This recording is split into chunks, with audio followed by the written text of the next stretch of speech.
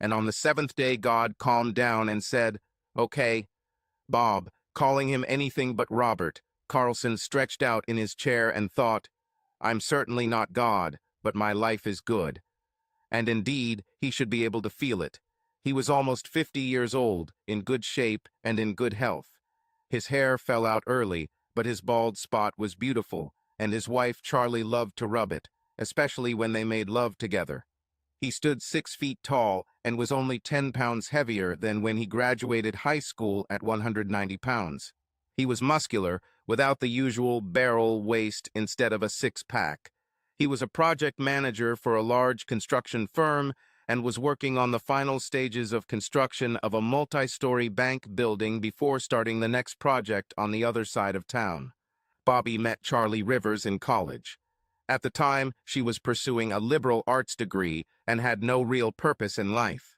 She was your typical girl next door with shoulder-length brown hair, brown eyes, 5'6" tall, and weighed 120 pounds at the time. Back then, her breasts had a firm B shape. With each pregnancy, she increased her breast size slightly until she reached a firm C cup.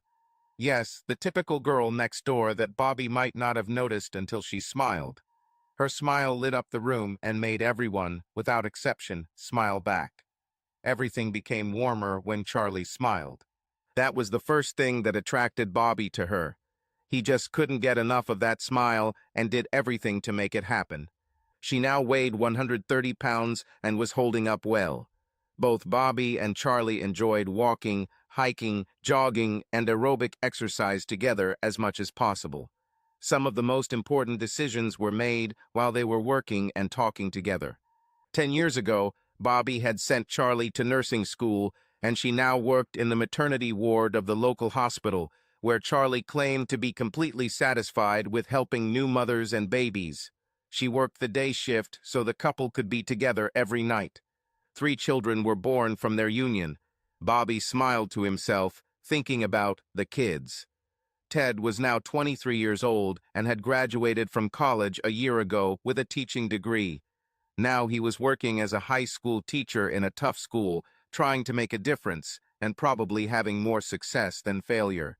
Greg was 21 years old and still in school. He had an aptitude for mechanical drawing and was looking forward to a career in design. Both young men were built like their father, tall and muscular, but without bulk. They played active sports in high school and intramural sports in college to stay in shape. While they were growing up, neither of them had any problems. The Carlson clan is completed by 18-year-old Chelsea. At this age, she was an exact copy of her mother. The girl next door looks the same with brown hair and brown eyes. She had just graduated from high school and was looking forward to going to nursing school. She was determined to follow in her mother's footsteps and become the next Carlson to help new mothers and babies succeed. Yes, Bobby was happy. Their house was paid for. Their last car was purchased with cash.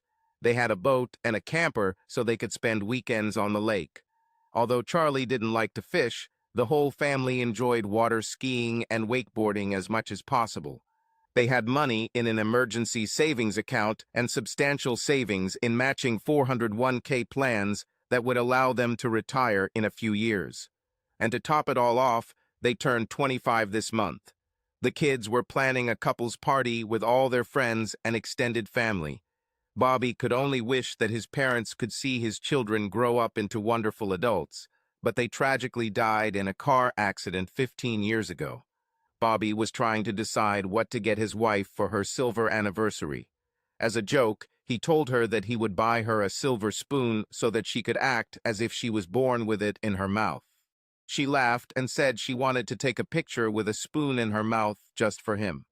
He was seriously trying to decide which silver coffee or tea set would suit her best. She loved to host small parties with her best friends, and the silverware made her day more fun. Bobby was also thinking about taking time off and planning a second honeymoon. It seemed that over the past few months Charlie had become a little distant in the bedroom. Bobby chalked it up to work and maybe a little menopause, but they hadn't been bouncing on the bed in sexual bliss for almost 2 months and had been sporadic before that. This was not normal for the couple. They gave each other their virginity and spent many pleasant hours exploring their sexuality. Their trust in each other served them well in their research. They tried almost everything under the sun. Bobby had a random thought. Perhaps their dry spell was preparation for a fantastic anniversary night of disgusting but great sex. He could only hope that was so. He stood up from his chair. It was Saturday and Charlie had to work that weekend. Lately staffing has been short, so she's had to pick up extra shifts, including some mid-weekend night shifts. This was the only time they never slept in the same bed at the same time. It was hard, but he understood her dedication to her patients and colleagues. He decided to go to the pub to have a beer with a couple of friends. Troy Davis and Spence Sadler had been Bobby's friends for many years. There wasn't much they could talk about, but Bobby wasn't ready to discuss his lack of sex with Charlie yet. The beer will taste good on a warm summer afternoon.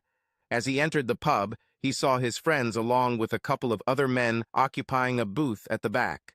One of the strangers seemed to have captured everyone's attention and fascinated everyone with his story. As Bobby approached the stand, he heard the stranger describe the identification mark of his latest conquest. He stopped in amazement at this comment. "Look, guys, this little bitch is great in bed. I just set her up with my story about terminal cancer, and she couldn't take me on fast enough. She's not a knockout in the classic sense, but she knows how to have sex." Bobby couldn't believe his ears. This idiot was describing Charlie. What the hell is going on? He was so stunned that he couldn't even speak. One of the others asked how the stranger got so lucky with women. He called him Ron and seemed to be a casual friend. Ron talked all the time about his technique. It all started about 5 years ago. My wife, Terry, started telling me about a guy at work who was lonely and had cancer. She felt so sorry for him that she started bringing him soup and other things every evening. A month later, I asked her when she would come home to me, and she said that I was a bastard and that I only thought about myself. Eventually, I realized that she was sleeping with him. This was part of her comforting actions. It took him about 3 years to die. By that time, she was living with him and never called to see how I was. After his death, she suddenly decided that she could return home. I let the bitch come back, but I already had a couple of roommates, so I didn't need her, except to clean the house. Then she found another unfortunate man and moved in with him. He continued, "I've learned that women are drawn to sad stories. I go to a bar, sit and sip one drink, looking as sad as possible. It may take a while, but someone is bound to ask what's wrong. Then I do kind of like I don't want to talk about it. Of course, it drives women crazy because they want to help. She will work hard to get me to open up until I finally tell her that I am alone, without a family, and I have a life to live. For only a few weeks due to terminal cancer, a woman usually falls down to make me better. Sometimes it takes a couple of nights, like with my last trophy, but they always end up in my bed if it makes me happier. I even make them stop making love to my boyfriends or husbands while they're taking care of me. It makes them feel like they're actually helping me, and when I die, they can go back to their men and give them their full attention." He leaned back with a smug smile. "It has never failed me." Spence asked the obvious question, "What happens when they realize you're deceiving them?" Ron made a pleased expression on his face, which angered Bob even more. "If they understand, they usually explode and leave. But I've already gotten a lot of sex from each of them. If they don't understand and start talking about how they need to go back to their boyfriends or husbands, I agree and send them home. Only a couple of women hit me in the face and accused me. No one ever told their man what happened. I think they feel too guilty about being deceived." He took a deep breath. "It's usually over before the husband realizes what happened. Even if he doesn't know me, and I'm sure any woman who buys this story is too embarrassed to admit it." Bob was seething inside. Did this explain why Charlie was taking extra hours lately? Hell, on the nights she was supposedly working, she could sleep with that bastard. He could almost understand how she could have been deceived by such a scoundrel. Her whole life was built on helping people. But she worked in the maternity ward. How could she meet him? Troy seemed to read his thoughts. although Bob didn't turn around or make his presence known. "How did you meet your latest victim?" Ron grinned. "Right here in this pub. When I walked in, there were 4 or 5 nurses in their uniforms having a drink after work. I just sat down at the table and made a sad face, and within 15 minutes, they all started asking how I felt. Then it was a small matter. I had to choose one of them. I chose my new victim by her age. She is middle-aged, and by her smile, I swear, she could make the patient feel better with that smile." He ordered another drink before continuing. Bob managed to find a chair and sit in the corner of the group. It was either sit down or fall down. He waved to the bartender and ordered a straight whiskey. "Beer won't help today." The bartender soon returned with his drink, and he took a long sip, feeling the burn as the alcohol went down. Bob expected his stomach to rebel, but the anger he began to feel made his stomach feel like an iron tank. He drank slowly, listening and forming a plan to make Mr. Ron regret what he did to Bob and the other men. Ron was indifferent and enjoyed his celebrity status. The other men in the group were contemplating whether to try his method to get a woman. Now he continued to boast of his conquest. "I can't believe how responsive she is. Her husband must be going crazy with desire because I told her not to have sex with him anytime soon. She's giving it all to me. In fact, we'll meet in half an hour." He got up. "Sorry to leave you guys, but I need to get ready. I usually meet her in my pajamas since I'm too weak to go out much. You know, this incurable cancer." He didn't even look at Bob as he walked out. Of course, he didn't know what Bob looked like. Bob looked at his friends and nodded, then followed Ron out of the pub. He tried not to look interested in his victim, but Ron was so confident in himself that he never looked back, didn't look around, and calmly walked towards the small apartment building before entering apartment number 4. Bob found a secluded spot in the doorway that provided him with cover, but still allowed him to see Ron's apartment door. Later, when Charlie arrives, he will ask his friends to find out Ron's last name. Right before Charlie arrived at the apartment door, Bob remembered the camera function on his phone. He took some good shots of Ron greeting Charlie in his loose clothes, trying to look sick. In one photo, they hugged and then kissed before going inside. Bob was left outside, confused. All this time he hoped and prayed that his beloved would never do this to them and their family and their marriage. Now he was faced with the fact of his wife's infidelity, regardless of her excuses, right on the eve of their silver anniversary. Standing there and observing the apartment, he tried to think of something silver, other than a tea or coffee set, that he could give to his cheating wife. He wanted something that would immediately let her know what she had done to him. Because he had a lot of time, he considered and rejected many ideas. Finally, he decided on something straight out of Western folklore. Yes, that would let her know exactly how he felt. Bob kept track of the time. If she was going to get home in time without him becoming suspicious of her, she had to hurry. As if she heard his thoughts, the door opened and Bob took a few more pictures of the loving couple as Ron put his arm around Charlie and squeezed her curvy buttocks before they parted ways and Charlie headed to her car. Bob, exhausted, headed back to the pub. It was too hard to realize that just in the morning he was so happy with his life that he compared himself to God resting on the 7th day. It is not surprising that pride is considered one of the deadly sins. When he arrived at the pub, Troy and Spence were still sitting at the same table. Everyone had a glass of beer in front of them. "Hey, Bobby, where did you go?" Spence asked. Bobby decided to confide in his close friends. "When I heard your friend Ron describe his latest mistress, I was completely stunned. He described Charlie right down to her birthmark. I couldn't believe it. You can't imagine how hard it was to keep from lashing out at that one. Liar, and not beat him to a pulp." Both Troy and Spence had their mouths open. "No way, not Charlie, you must be mistaken," Troy blurted out. Spence nodded in agreement. "Charlie would never do something like that. She would never cheat on you." Bobby shook his head.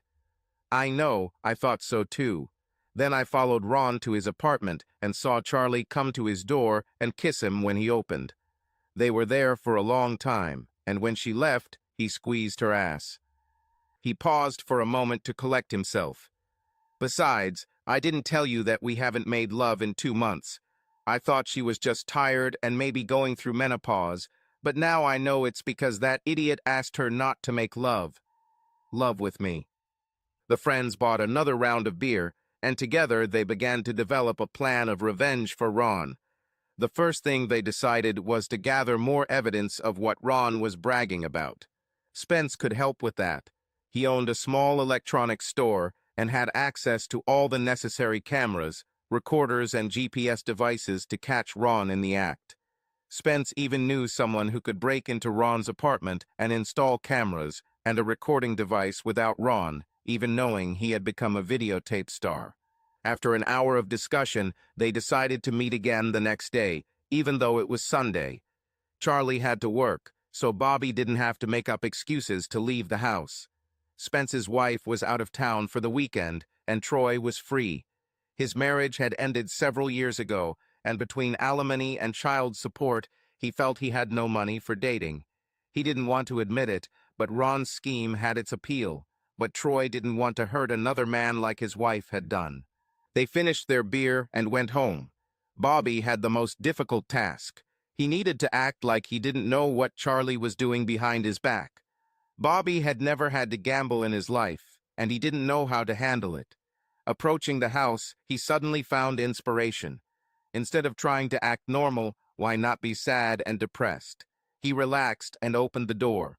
His face must have looked quite sad because Charlie noticed it immediately. "What's wrong, honey? You look like you lost your best friend." Bobby stopped and looked at his wife of almost 25 years. He suddenly doubted whether they would have a 26 in the future. This made him even sadder. It's time for his trick. "I was in the pub with Troy and Spence. A mutual friend of ours, who you probably don't know, got some terrible news. He has terminal cancer and only a month to live. He's already in palliative care and in a lot of pain." Charlie walked over and hugged her husband. Bobby forced himself to relax in her arms instead of tense up like he wanted. He began to cry a little at the seeming death of his marriage.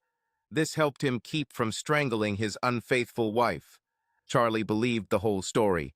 It didn't even occur to her that Bobby was using Ron's diagnosis. She didn't have the slightest suspicion. Finally, they separated and sat down to dinner. Chelsea wasn't home. She was on a college trip with a friend and her family, so they were alone. Bobby ate a little, but his stomach was upset and he had no appetite. After fiddling with the food on his plate for a while, he finally gave in, excused himself, and took his plate and cutlery to the kitchen, washed them, and placed them in the dishwasher. He then told Charlie that he needed to do something in their small office and went into the room, closing the door behind him. He sat down and stared at the corner of the wall, where the spider was stubbornly trying to weave a web. Every night Bobby destroyed the web. Every day the spider wove a new one. It was a battle of wills that the spider might win. Bobby was too depressed to destroy the web tonight. After all, the spider was simply doing what nature had programmed it to do. What should he do?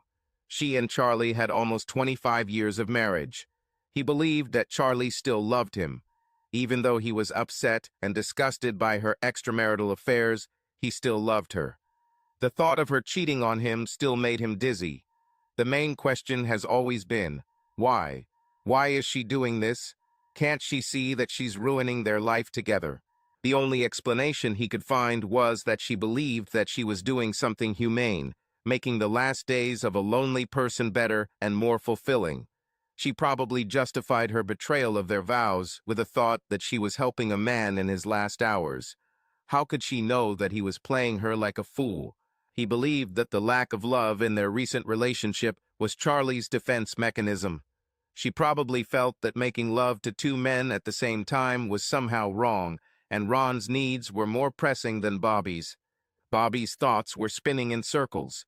He would begin to justify his wife's infidelity and be inclined to forgive.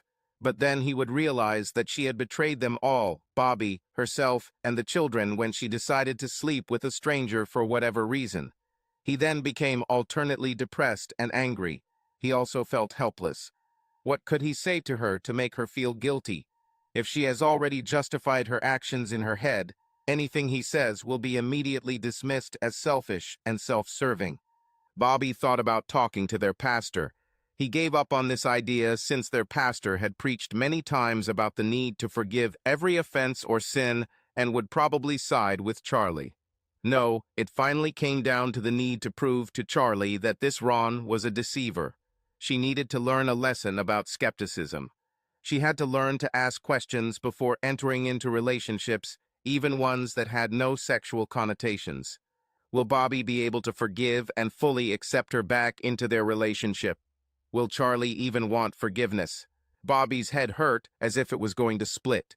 He didn't want to turn to sleeping pills or alcohol to solve his problems, but now he was willing to make a deal with the devil himself, if only it would all go away so he could go back to this morning when he knew absolutely nothing about Charlie's lies and betrayals. He dropped his head on the table and fell asleep from mental exhaustion. Bobby woke up still tired. His dreams were vivid, and each of them concerned betrayal. Not a single dream had a good ending. In one of them, his own children laughed at his naivety for allowing his wife to cheat. In some, he killed Charlie before discovering that she was innocent of treason. In others, he was powerless to move while Ron and Charlie made love right in front of him, laughing at him the entire time. Most mornings, Bobby woke up at least semi-excited. This morning was not like that. He even doubted whether he would ever be able to experience sexual arousal again. He even began to wonder if there was something wrong with him that made Charlie seek solace from some scoundrel. What was very clear was that he could not concentrate on any other problem. He couldn't find it in himself to think about work, about his children, about a future with or without Charlie, or about anything other than the fact that his wife had betrayed them both. He wasn't hungry, but he forced himself to get up, go to the bathroom, and splash water on his face.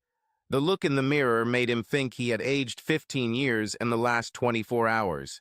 He needed to shave, but he didn't have the strength to do it. He needed to take a shower, but with the same lack of initiative, he was doomed to sit on his own for another day.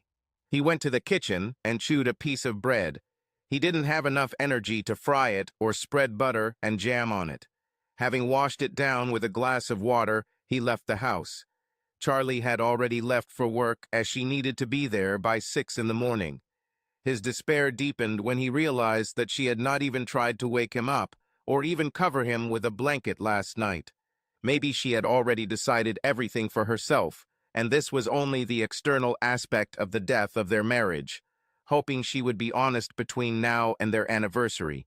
He couldn't think of a more blatant example of hypocrisy than celebrating 25 years of happy marriage while she cheated on her husband. This reminded him of the gift for her. He had to order it immediately to make it in time for the anniversary. He finally forced himself to go for a long walk before meeting Troy and Spence at the pub. When he was quite tired of walking, he stopped and looked around. He shook his head in amazement. He was too preoccupied with his own thoughts to pay attention to where he was going, but now he realized that he was in the area of Ron's apartment. He suddenly realized that he still didn't know the bastard's name. He thought about the reprisal, disfigurement, and even murder of this scoundrel, and at the same time did not even know his name. He shook his head again. Where was old Bobby? He had never wanted to hurt anyone in his life until this day came. Now he wanted to see Rona get slapped in the face, so he could never use his cunning to seduce another woman again. He wanted Ron to pay for every husband or boyfriend he cuckolded. He didn't care about the women involved. They deserved everything their betrayed husbands, including Charlie, could give them. He turned his steps towards the pub and met with friends. When he entered the pub, he saw Troy and Spence sitting with a couple of other men.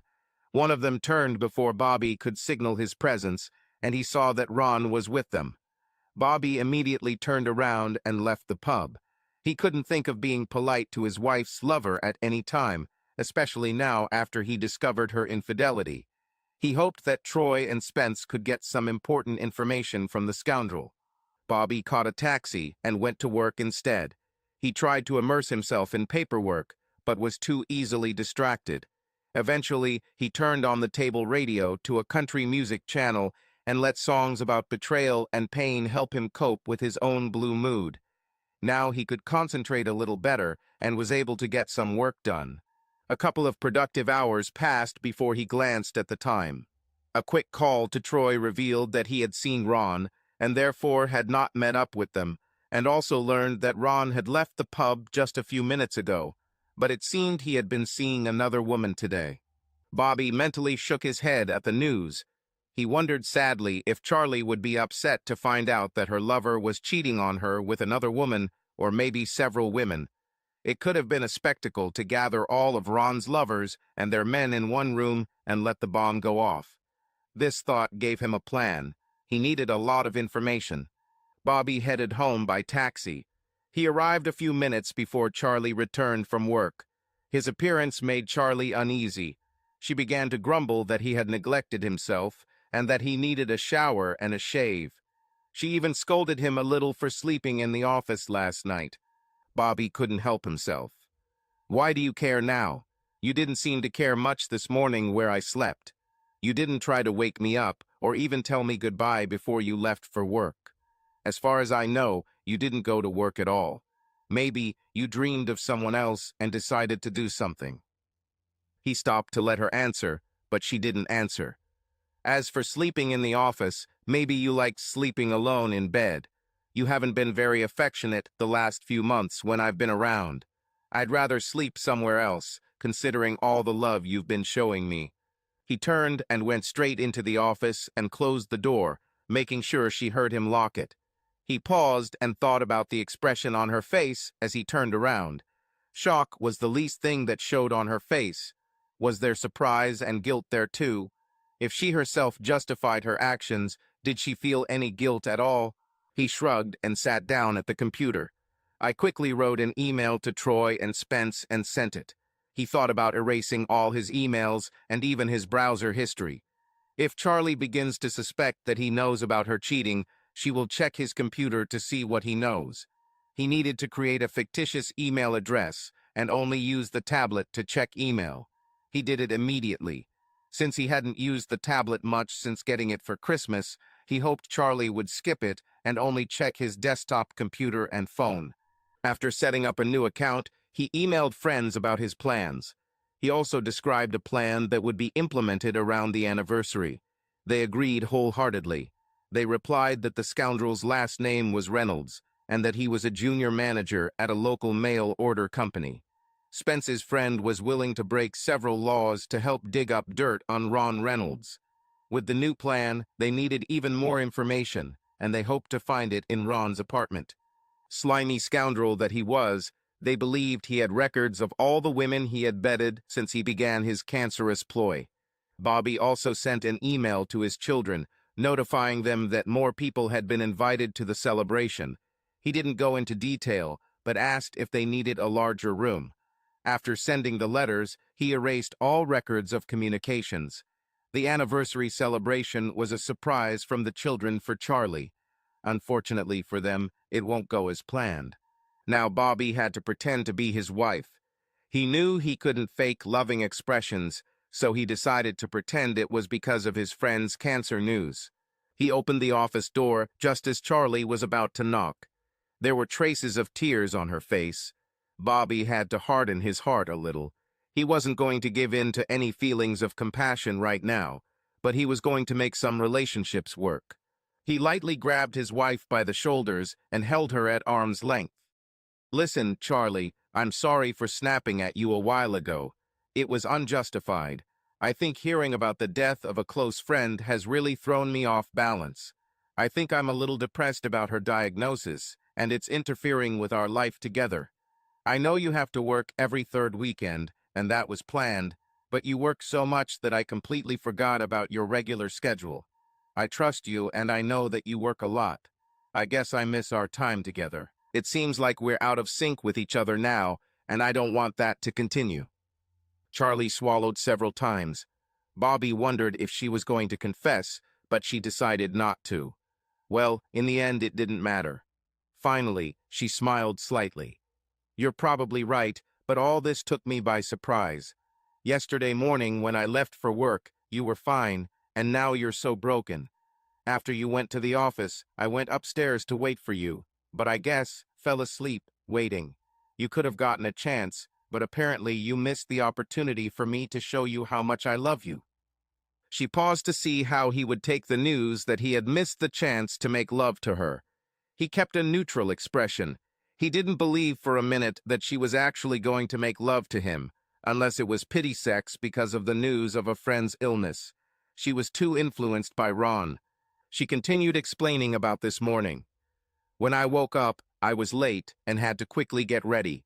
I looked into the office and saw you leaning over the table. I quickly checked if you were breathing and breathed a sigh of relief when I saw that you were okay. The room seemed warm enough, so you didn't need the blanket. I left you, hoping that you would get up and go to bed soon. Did you do it? He shook his head. I ate a piece of bread and went for a walk. Finally, I decided to go to work and get some paperwork done. I may have to take a few days off in the coming weeks to babysit a friend before she dies. Charlie quickly caught the second mention of a woman. Wait, you said she, who is this? Bobby had to suppress a smile. Oh, this is the woman from the main office whom I have known for many years. Do you remember Beverly Jean? I think she was once infatuated with me, but now she is alone and dying. She came and asked me to be her confidant for this short period, and I agreed. Charlie vaguely remembered Beverly Jean, who worked at a construction company. If her memory was correct, Beverly Jean was a very attractive woman with a reputation as a manhunter. Is this a sudden diagnosis? She's not trying to seduce you into bed, right? Bobby laughed out loud at her comment. How hypocritical could this situation be? She cheated with a creep who claimed he was dying, and she almost accused Bobby of the same thing. He almost wished he knew someone who was dying and could help put Charlie in his place. No, honey, she's not trying to seduce me. In fact, her libido has completely disappeared due to chemotherapy and radiation. She's also so weak that she can barely eat soup. I have to help her eat sometimes. Perhaps Charlie will learn something from his description of cancer treatment. Then again, she had already had sex with Ron, so it was probably too late to wonder how he could achieve and maintain arousal while dying. Bobby let go of Charlie and headed into the kitchen and started making himself a sandwich. He continued to talk about cancer and death, and seemed to accidentally forget to make a sandwich for his loving wife. In fact, he was deliberately ignoring her basic needs.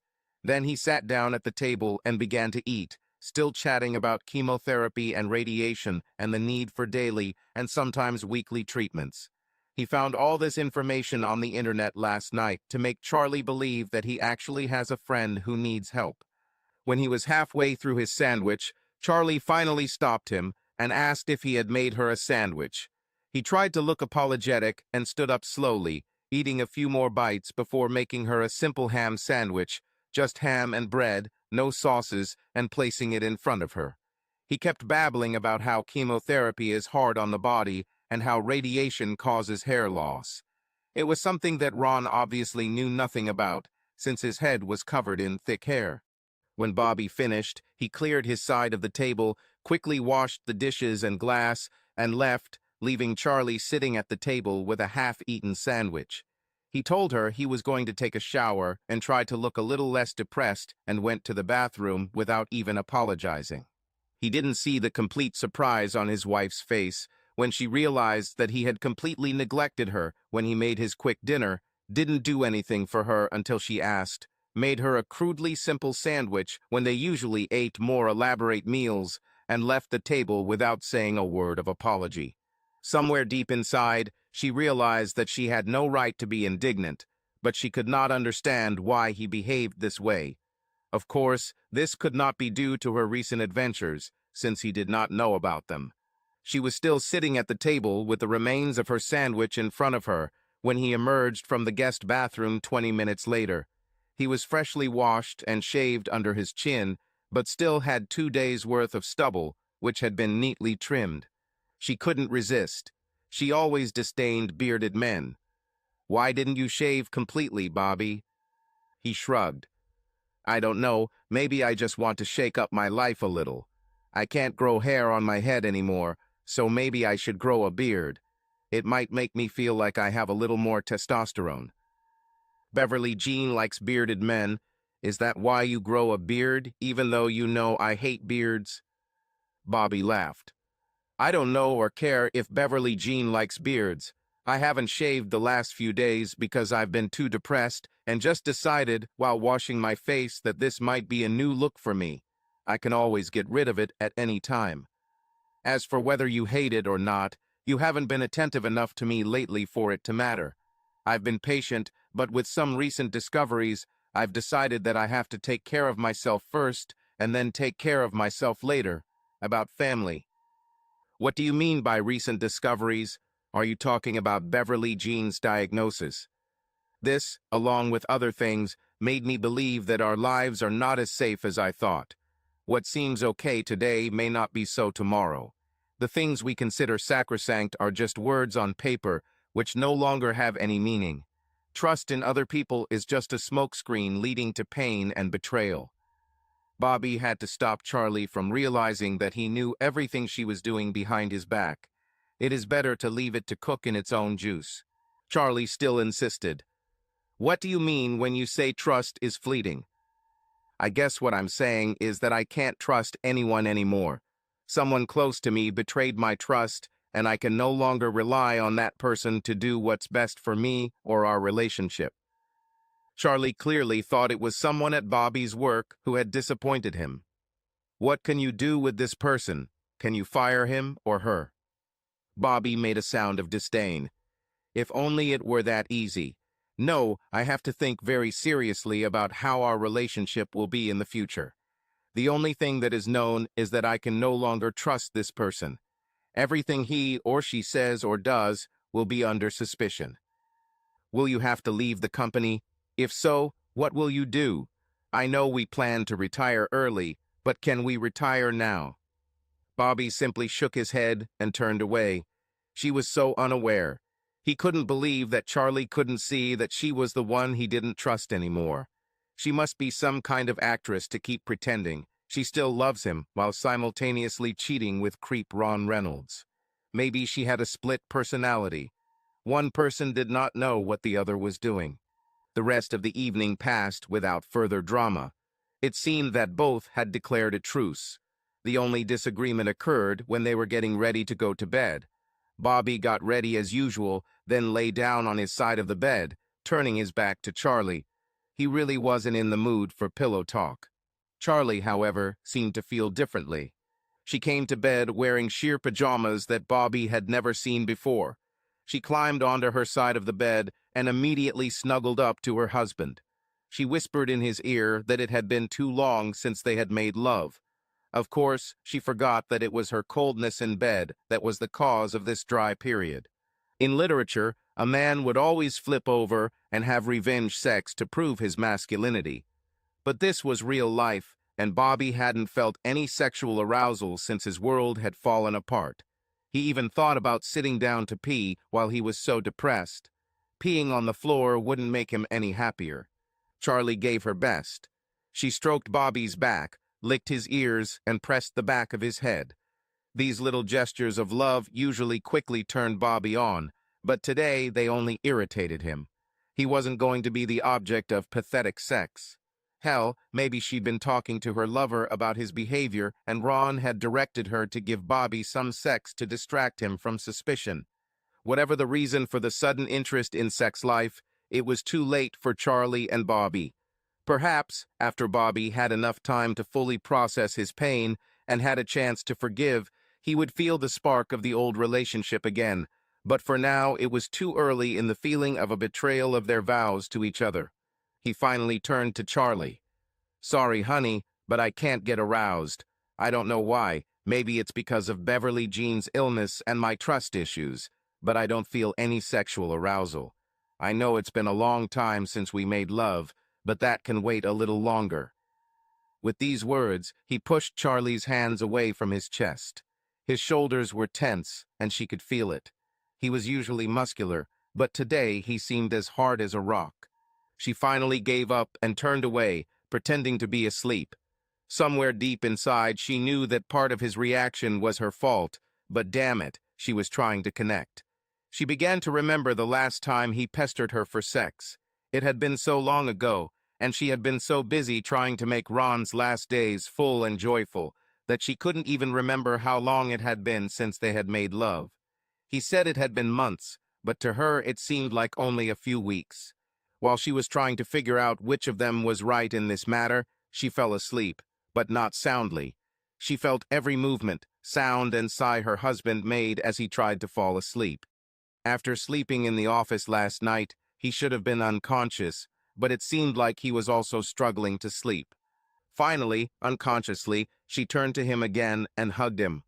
Then she fell into a deep sleep. Surprisingly, so did he. This tender act of love from his wife calmed him down and allowed him to rest for the first time that weekend. The next day was Charlie's day off. Bobby stood up and went through his usual morning routine, minus shaving his beard. He trimmed it again, but left the rest. A couple more days, and he will go through the itchy period.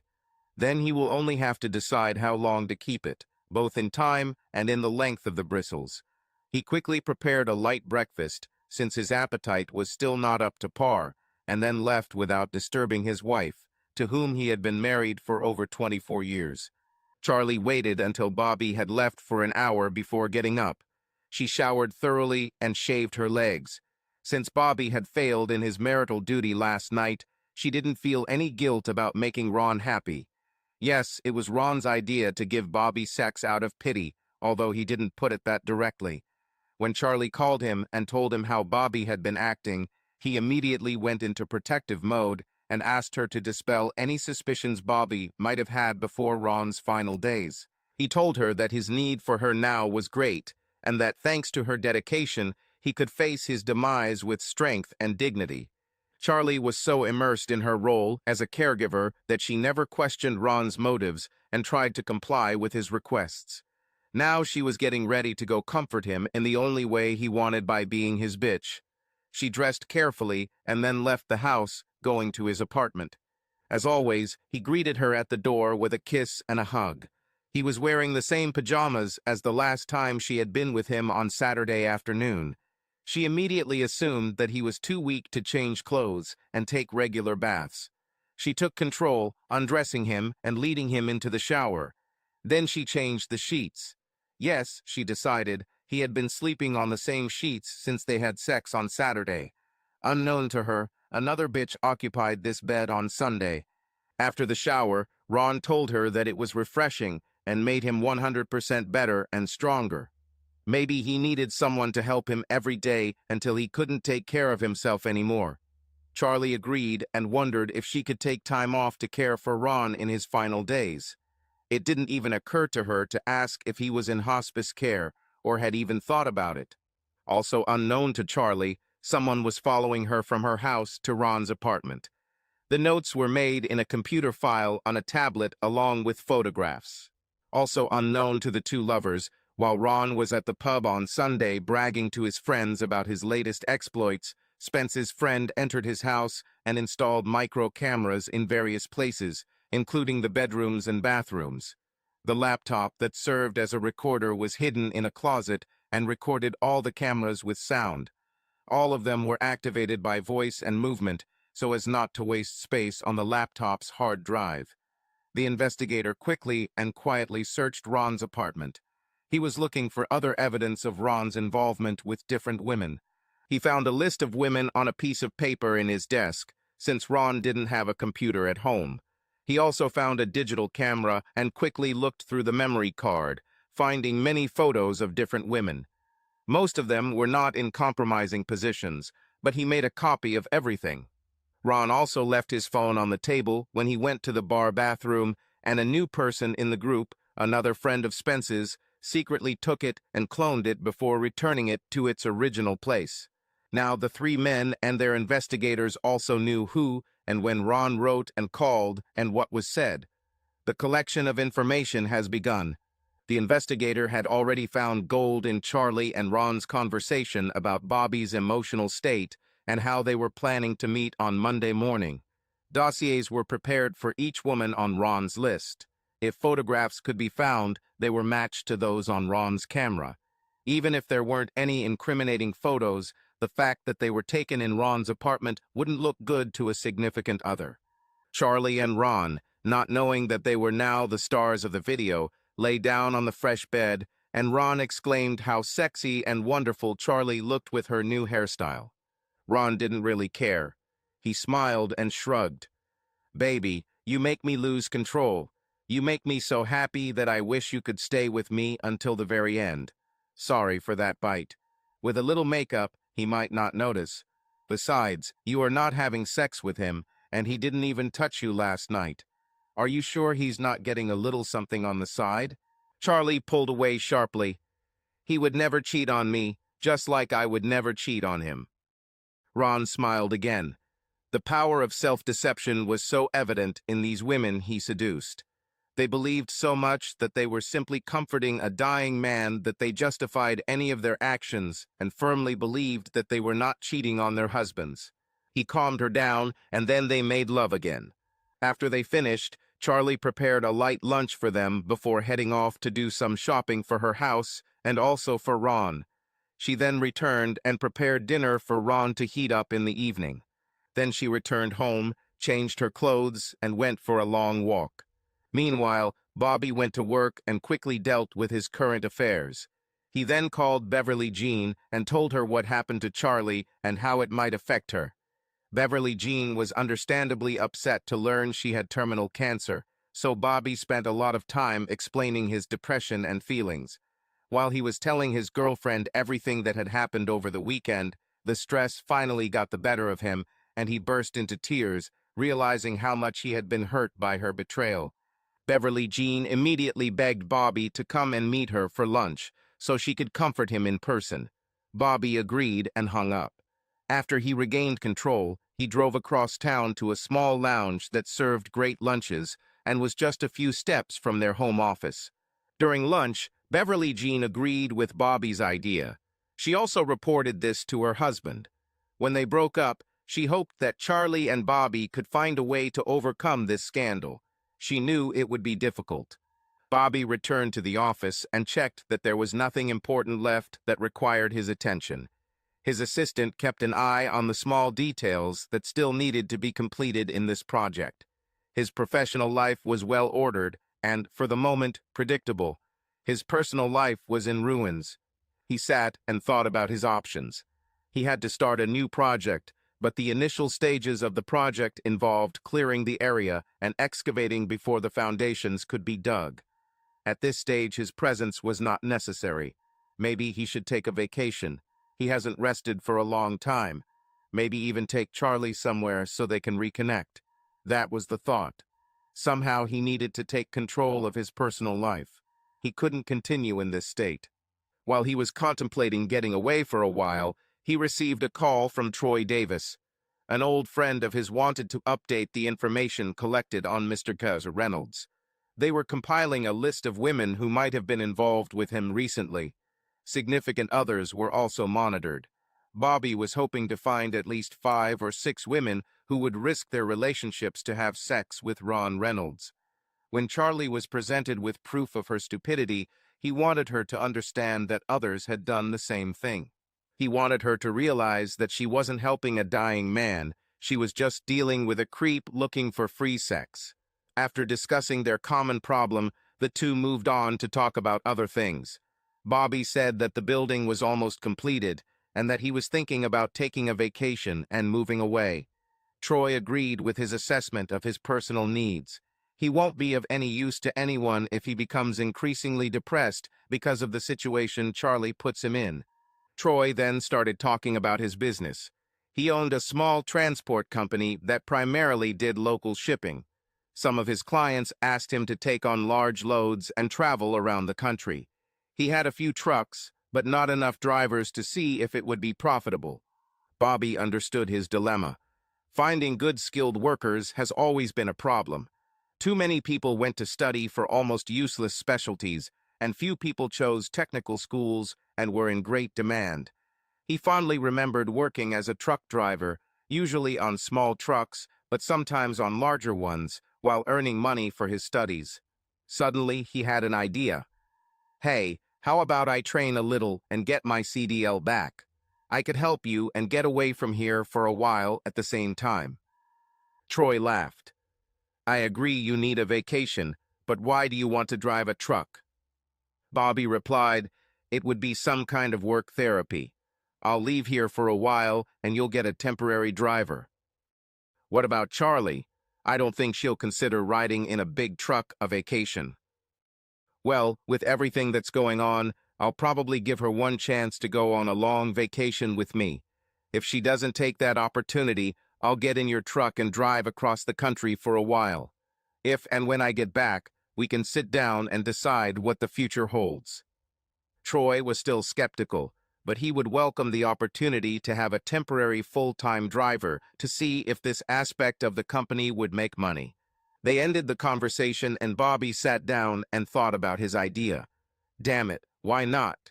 He called his boss and briefly outlined his current personal problems and what he felt he needed to do for his peace of mind.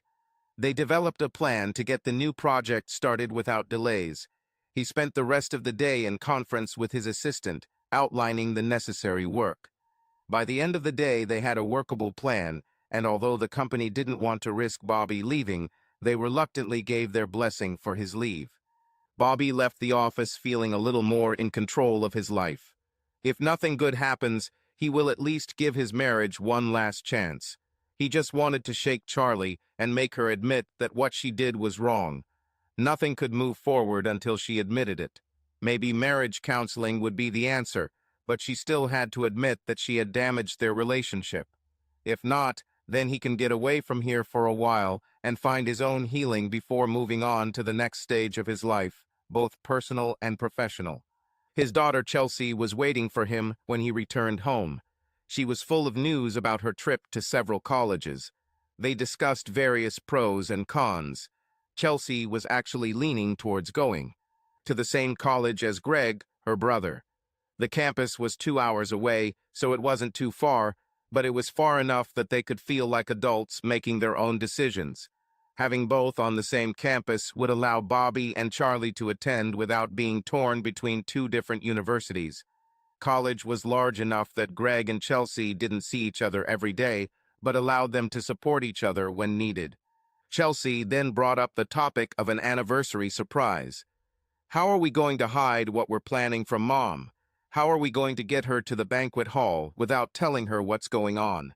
The whole family will be there, and that'll be a clue when you walk in. Bobby was confused. He wanted to tell his daughter what happened over the weekend while she was away, but at the same time, turning 24 is a reason to celebrate, after all.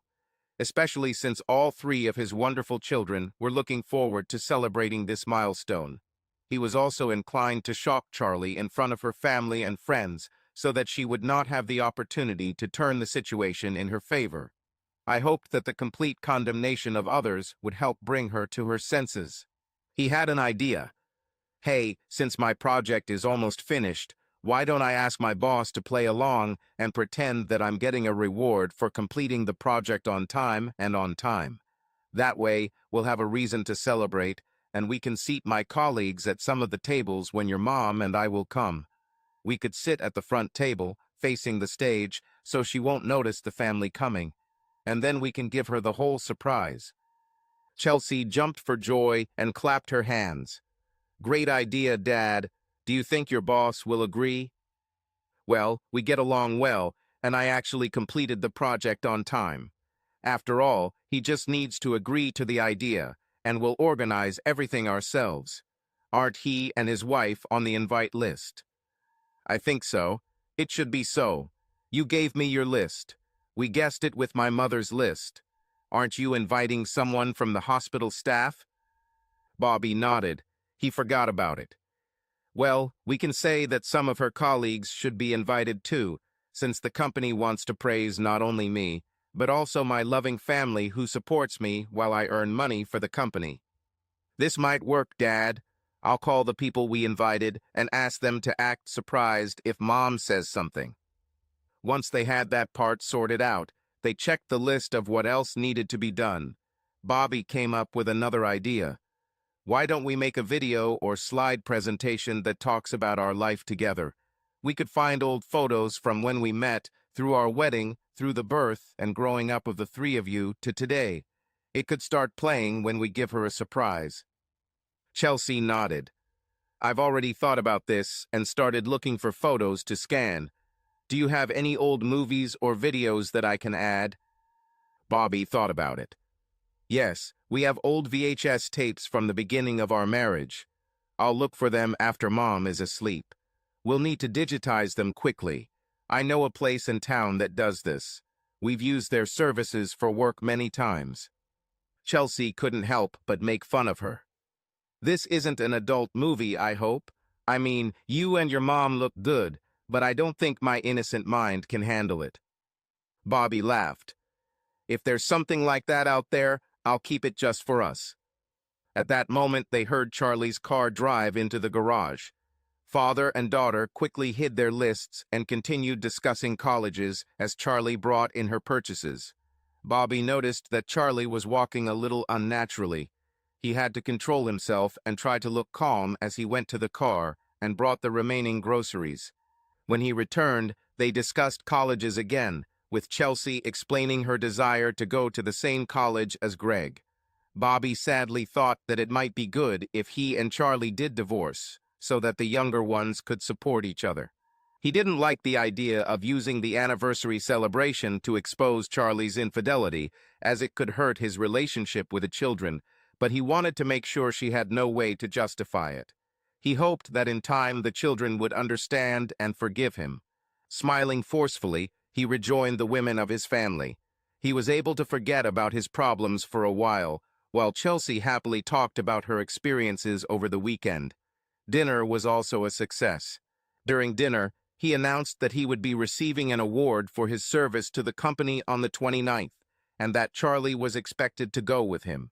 He had already checked, and that evening was her day off. Charlie did not hesitate and agreed, saying that she would have to buy a new chic dress for this occasion. Bobby wondered if she had forgotten about their anniversary. Her birthday was just a few days before their anniversary, and she never forgot either. If she forgets this too, then he will have even more reason to despair about the future of their marriage. Time will show. Charlie didn't even try to seduce her husband that night. Bobby simply put on his boxers, something he almost never did since he preferred to sleep naked, and turned his back to his wife. The rest of the week passed slowly. Every evening Charlie returned home, sometimes on time, sometimes a little late. Bobby never asked where she was. He knew from the investigator that she went to Ron's apartment every 2 or 3 days for healing. On other nights, Ron allowed other women to comfort him in his final days of health. Bobby had his silver anniversary gift ordered and engraved. Chelsea and he also worked on a PowerPoint presentation that would play in the background during the ceremony. The only change this week was the night Charlie picked up a part-time job. She detailed how a new nurse became mentally unstable after the death of a child and had to take several days off work. Bobby agreed that she should help those who were suffering. Personally, he wondered if she cared about his suffering as much. The investigator said Charlie instead consoled Ron so he wouldn't feel too depressed about his impending death from cancer. She had sex with him so much that he must not have had any thoughts of death unless it was from being fucked to death. Bobby became more depressed. Chelsea noticed this and kept asking him what was wrong, but he couldn't bring himself to ruin his daughter's happiness at that moment. This will be quite difficult to do after the holiday. Bobby took a few hours of free time every day and practiced driving a truck. It took a while, since it had been decades since he had driven, but the old instincts and reflexes returned. After finding a doctor who did nothing but perform medical exams to obtain a CDL, he was surprised how some doctors would let anyone drive. He passed the licensing exam. Troy was still skeptical about Bobby driving for him, as he hoped the pair would make up after the confrontation, but he was realistic and welcomed the temporary driver to his team. Bobby tried to get Charlie to agree to take at least 3 weeks off after the awards ceremony, but Charlie flatly refused, citing work commitments. In her heart, she was afraid that if she left, Ron might die before she returned. She thought Bobby was selfish for wanting to go away for such a long time. She justified herself that she would make it up to him after Ron died. Bobby's birthday passed, and Charlie didn't even remember it. No card, no gift, no special breakfast, no treat, no sex, no dinner, nothing from her, not even a kiss on the cheek and a happy birthday, darling. She had been so caught up in her relationship with Ron that she hadn't even noticed the calls from the boys congratulating Bobby or Chelsea's card on the breakfast table that day. Bobby became increasingly gloomy. His desperation turned to anger, a slow but steady process. He lost his appetite. The sleep was so bad that after many nights of tossing and turning in bed, he finally got up and slept in a chair. Charlie didn't seem to notice. Finally, the 29th arrived. It was a wonderful Saturday. Charlie was nervous at home. She finally bought a dress for the holiday. Ted and Greg returned home for the event, which she didn't expect. Ted even brought with him a girl named Gretchen, who was not only beautiful, but also had a pleasant personality. Charlie was nervous because Ron had contacted her and asked her to come see him that day since it was her day off. She couldn't find a good excuse to leave the house with so many people, and it irritated her greatly. She was so upset that she risked damaging her relationship with her son, Ted, by being harsh with Gretchen. Ted was not a man who would tolerate such an attitude and responded to her with harshness. Charlie suddenly burst into tears, ran out of the house, and drove away in the car. She went straight to Ron to console him. His last messages sounded like he was a lost and scared boy, not a grown man facing dark times. She knocked on his door for a long time, but he did not answer. Fearing the worst, she opened the door with the key he gave her and entered the apartment. Ron wasn't there. She checked everything, but found nothing suspicious.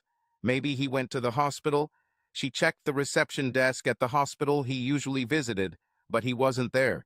She even checked the emergency room to make sure he wasn't taken there before being admitted to the hospital. Again, he was gone. When she tried to call him, the phone went to voicemail. Not knowing any of his friends or family, she couldn't contact them, so she finally admitted defeat and returned home. She was a little less irritable and even tried to apologize for her behavior. Finally, everyone was ready to go to the celebration. They ate a small dinner before getting ready and then headed to the hotel where the event was taking place. When they arrived, they were ushered to a place of honor at the front of the room. The children were sitting at the table behind them. As they sat down, Bobby turned to them and whispered, "Forgive me for what I'm going to do tonight. You don't deserve what and how I'm going to humiliate you. I hope someday you will understand and forgive me. I really love you three. You are everything a father could want in his children. I also hope that you will forgive your mother after I reveal what she did. She is your mother and a good mother." He quickly turned and sat down before the stunned trio could ask or answer. Charlie didn't even think about why they were sitting facing the table of honor.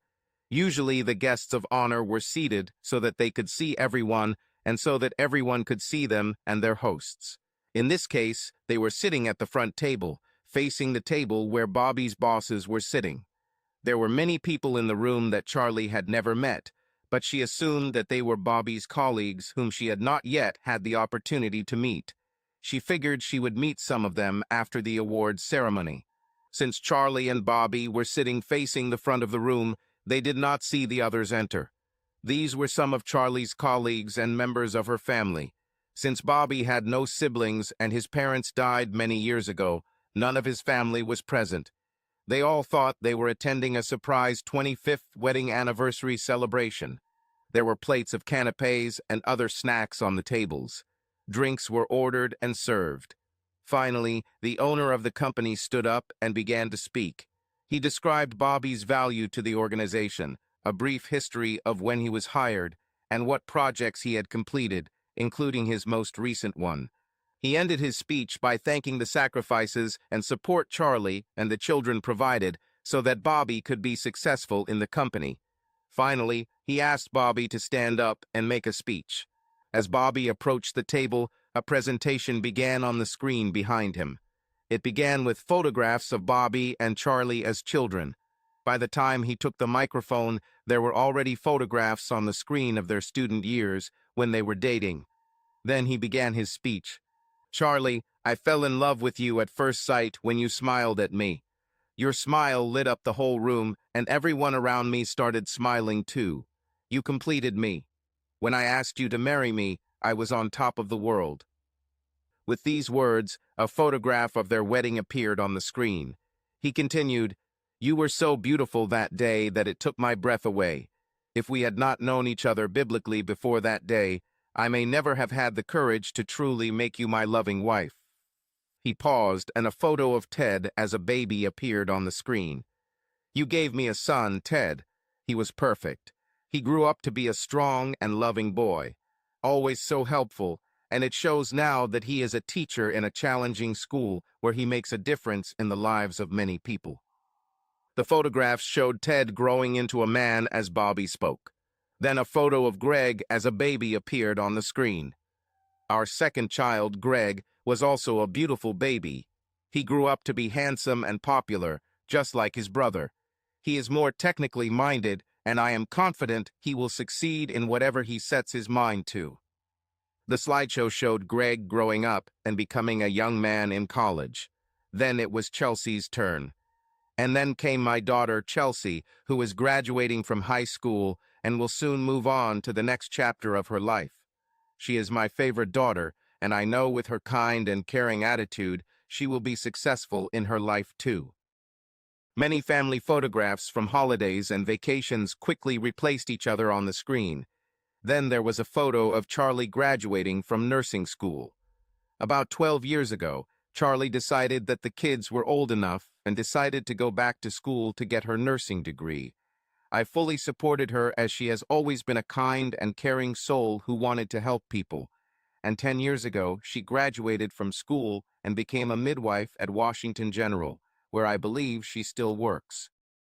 Charlie looked at Bobby when he said he thought she was still working there. She had watched the slideshow up to this point. She tried to understand where all this was leading. Suddenly, she realized. Bobby continued, "I was so happy that a few weeks ago I thought that, like God on the seventh day, I could rest and the rest of my life would be calm and uncomplicated, and my loving wife would always be by my side. I was looking forward to today. Today is our 25th wedding anniversary. I'd like to say it's been 25 years of bliss, but the last few weeks have turned it into a joke until I went to the pub for a drink while Charlie was at work." The last slide Chelsea prepared said, "Happy 25th anniversary." That day, I overheard a conversation that changed my life. A man was sitting at a table with a few of my friends and others, talking about his new girlfriend and how he managed to get her. At this signal, a slight movement began in the back of the hall. The handcuffed man was led into the hall by Bobby's friends, Troy and Spence, with the help of a couple of strangers. The handcuffed man was seated next to Charlie and ordered to sit quietly. He looked a little beaten up, with bruises on his face. It was Ron. A photograph of Ron appeared on the screen, entertaining a group of people at the bar. Charlie was stunned by the sight of Ron and the photo on the screen. This man, Ron Reynolds, was telling his friends how he seduced women, especially married women, by pretending that he had terminal cancer and only had weeks or months to live.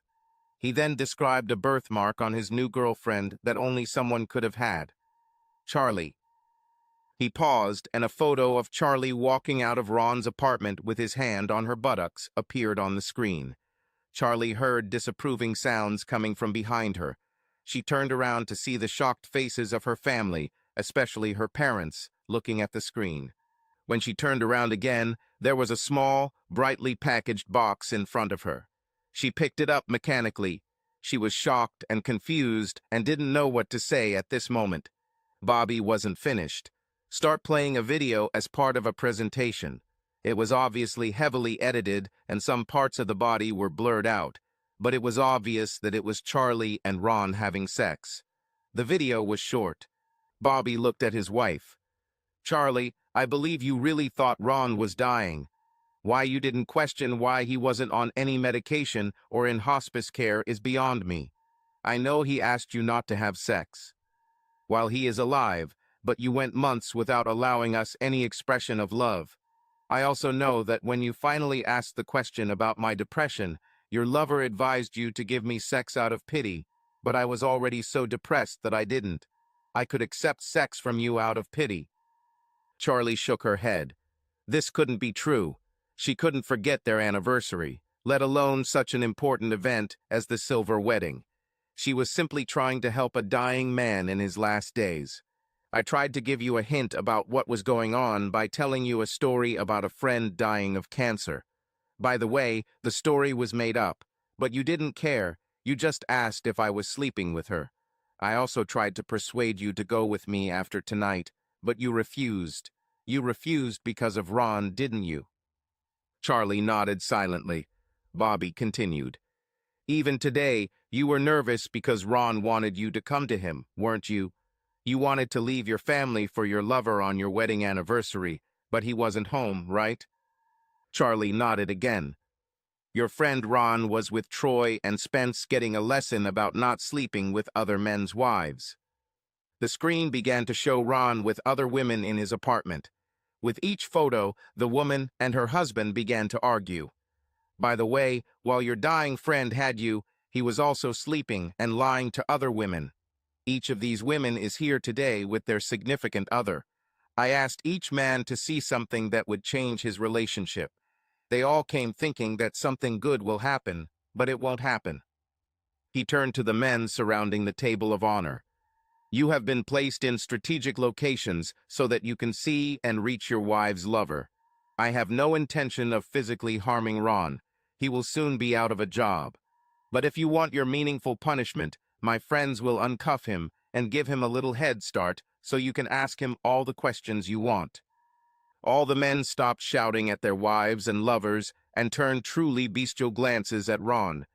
Ron knew he was done for if he wasn't protected. He started begging Bobby. I know what I did was wrong, but these guys will kill me. You can't let them do that.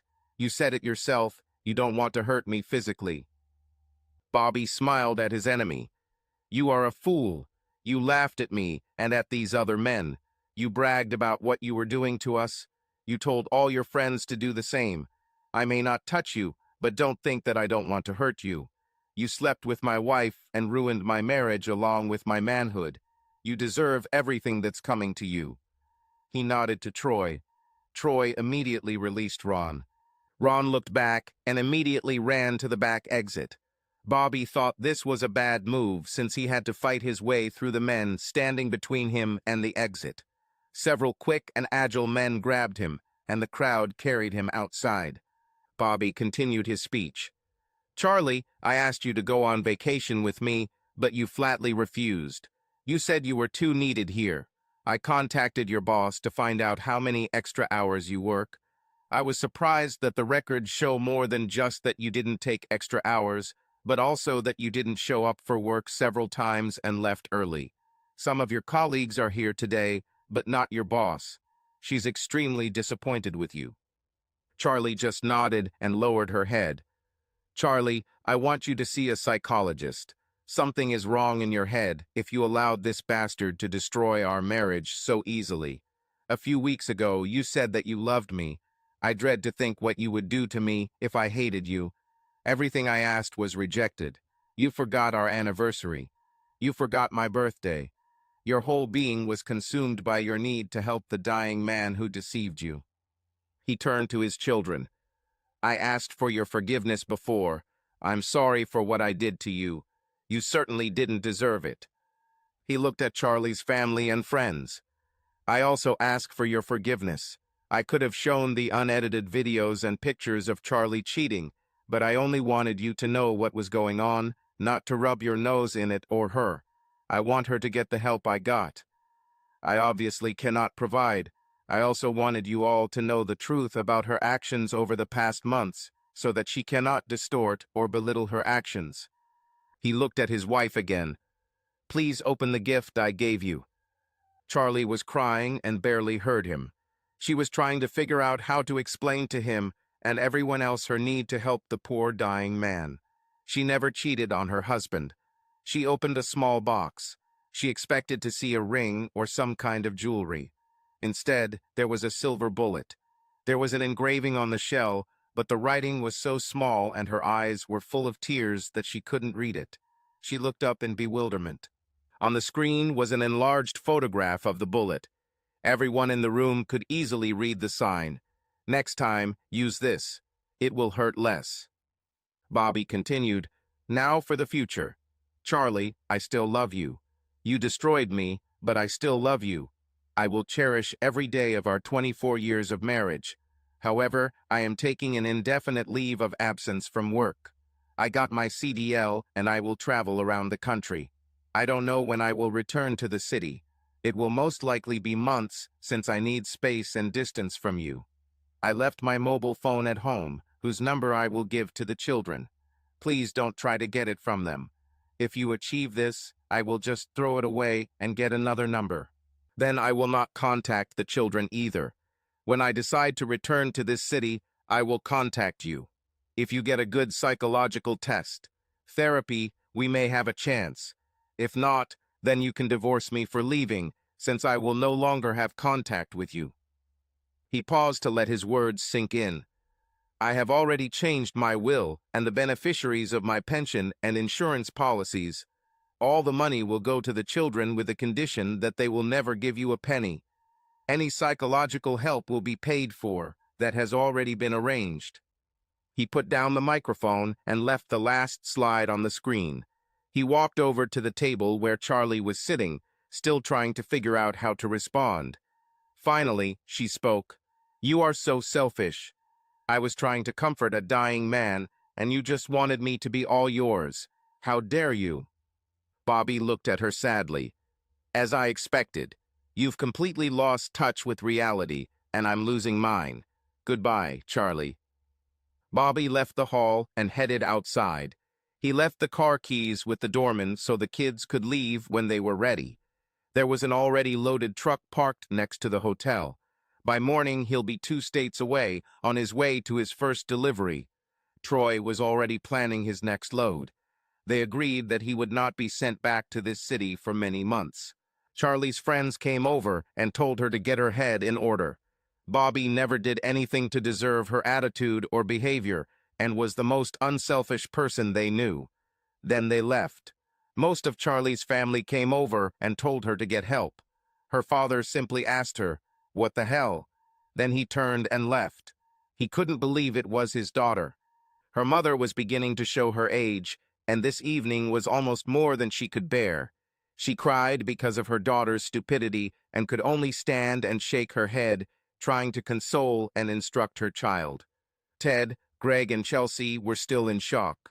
They planned and executed a beautiful celebration, but their father hijacked it for his own purposes.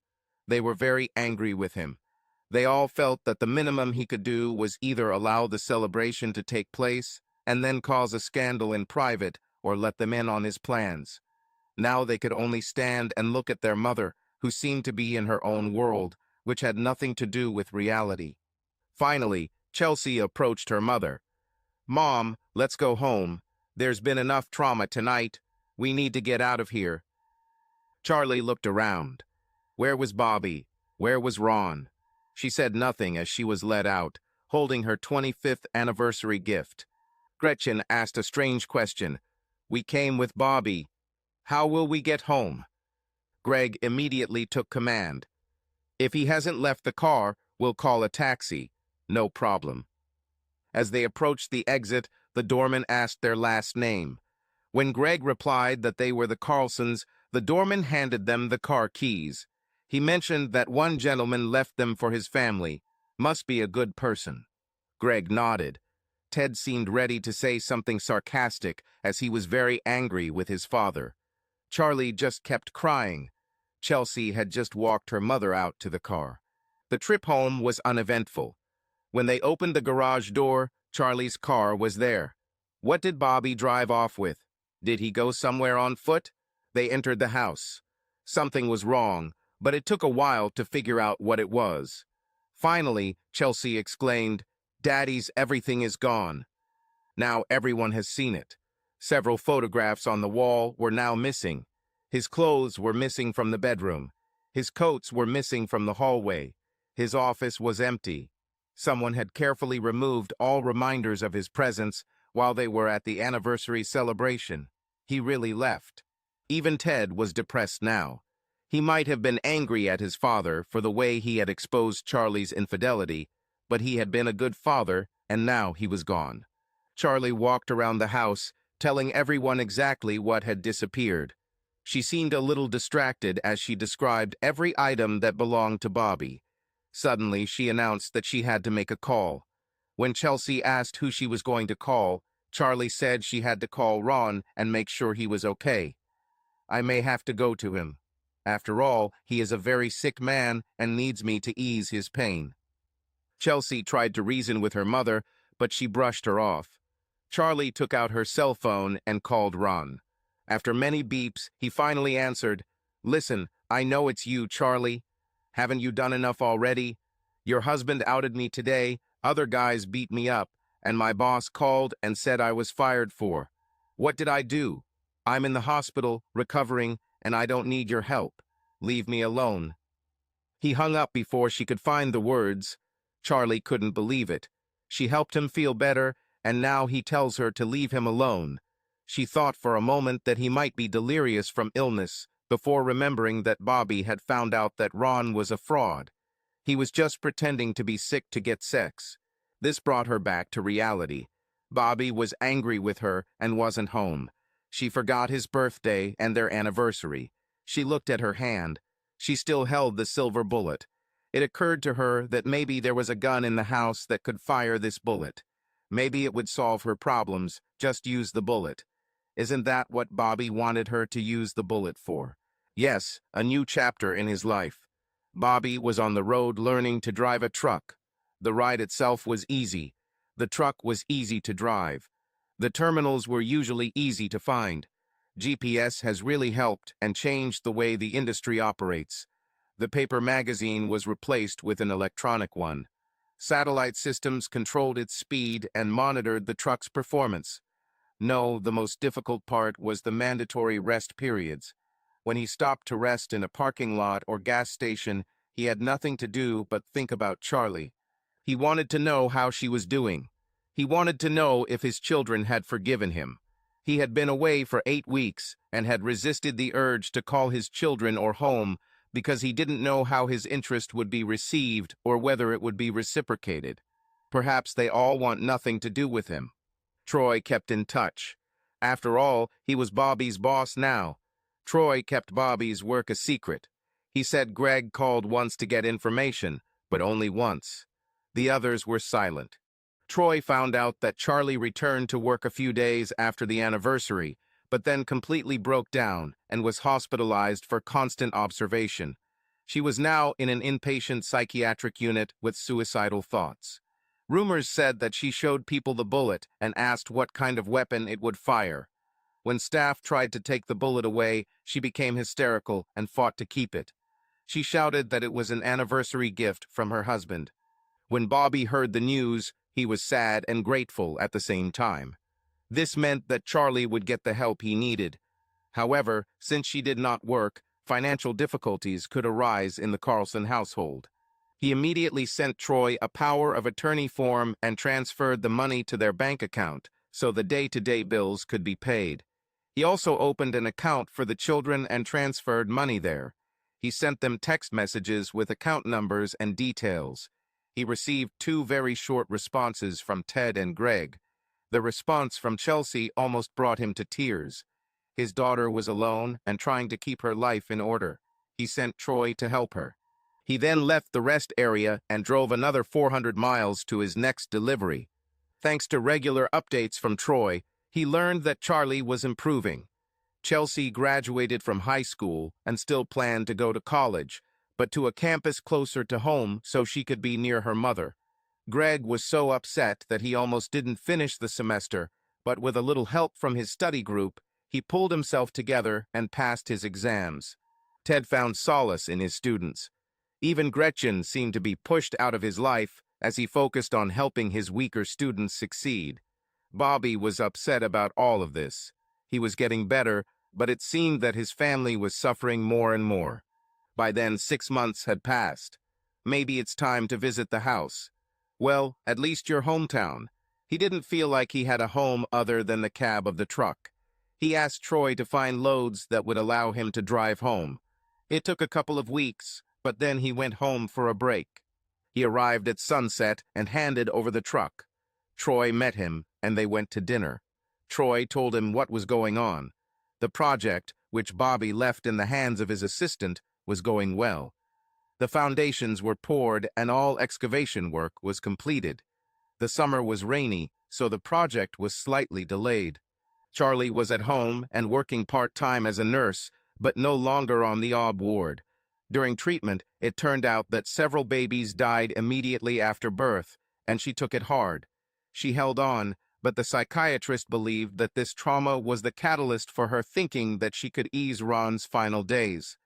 This trauma was also the reason why she completely rejected her husband. Her husband was healthy and did not need anyone, in her opinion. Bobby was healthy and didn't need anyone. Even now, it seemed to the family that Bobby was healthy and did not need them.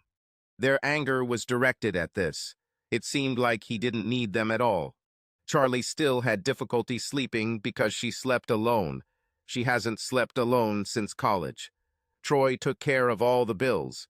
Chelsea figured out he had power of attorney and came to him in an attempt to find Bobby, but Troy respected his friend's need for healing and understanding.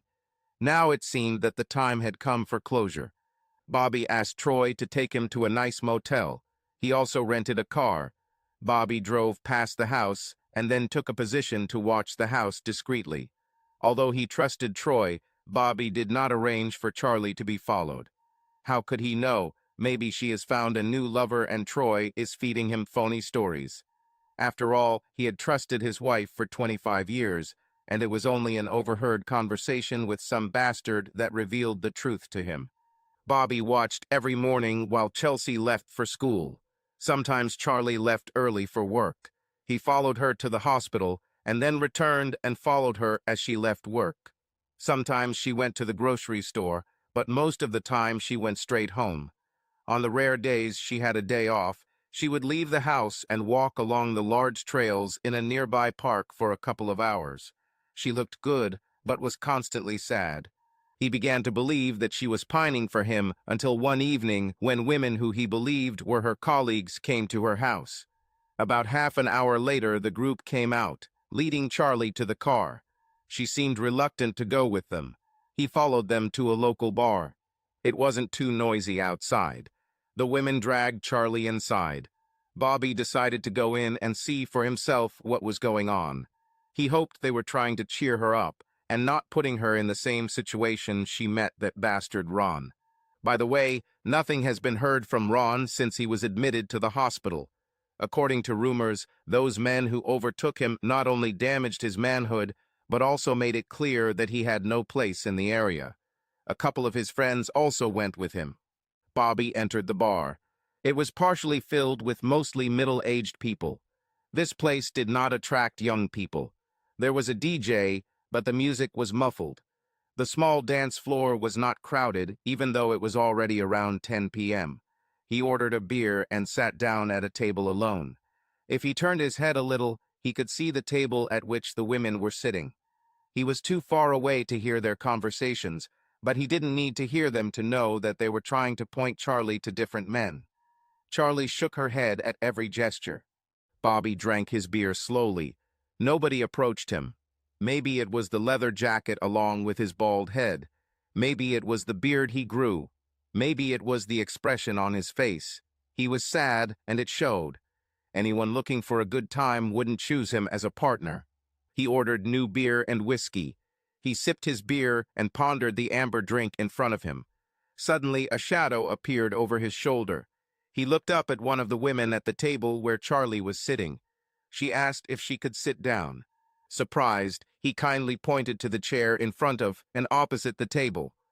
"Look, my friends and I were sitting at that table, and we noticed that you were alone, and frankly, you looked like you'd lost your best friend. We were all discussing why you might be alone, and I decided to take the bull by the horns and come and ask you." Bobby smiled at the woman. She was about 35 years old, well-groomed, with blonde hair and a slender body.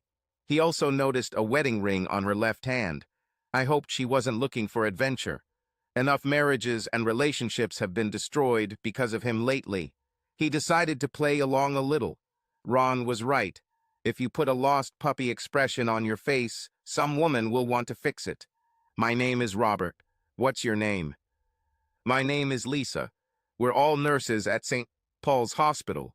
We were just having a good time when we spotted you and decided we'd just have to find out what was making you so upset. Well, Lisa, the truth is that my wife cheated on me and cheated on me. I found out and left home. I'm currently living in a motel, trying to figure out what to do. I haven't made a decision yet and have been living alone for months. In fact, the beer that I drank before you came was the first that I drank since all this happened. This beer is the second, and the whiskey is the first that I even thought about since it all began. Oh my God, Robert, what woman could do this to you? Did you beat her, or did you get drunk all the time? He smiled sadly. I could tell you anything and even feed you complete nonsense, and you would have no idea whether it was true or not. Let's just say I thought we had a great marriage until he was gone. I never brought up a hand on a woman if she didn't want it. I didn't even touch her lover. I just made his life hell, and I think he's no longer in the picture. He sipped whiskey. Now, what do you think you can do to make me feel better? Offer me sex? Story, but I noticed the rings on your finger. I don't think you should think about helping me in any way. Lisa looked at her finger. You're probably right. I was going to offer you conversation and company, but I understand where that might lead. In fact, my friend at the table started a relationship with a man who wasn't her husband in the same way. She tells us she thought about helping a dying person and lost her husband in the process. She stood up and walked away from the table. Bobby didn't look after her. The view might have been nice, but he wasn't interested. A few minutes later, another woman approached the table and asked to sit down. Bobby motioned her to a chair. Once she was settled in, she introduced herself. Robert, my name is Terry. I'm with Lisa and the others. I am, however, single and would like to talk to you for a few minutes if I may. Bobby called the waitress over for more beer and whiskey and offered something for Terry. They sat in silence for several minutes until the drinks arrived. Terry raised her glass to show her friends. It seemed like a sign of progress when the victim bought a drink. Bobby smiled back at her. They started a light conversation. Bobby told her that he had been away for a while, trying to figure out what to do. He had no contact with his unfaithful wife all this time and did not know whether she even wanted to reconcile. Terry made appropriate comments that she understood and was confident that Robert's wife was repentant and ready for reconciliation. Bobby leaned forward. Why are you so sure of this? Is it a woman's intuition, or are you just standing on the side of every woman who cheated? If you don't know me or my wife, how can you be so sure that she wants to come back to me? She could be with another man by this time, perhaps even with a whole bunch.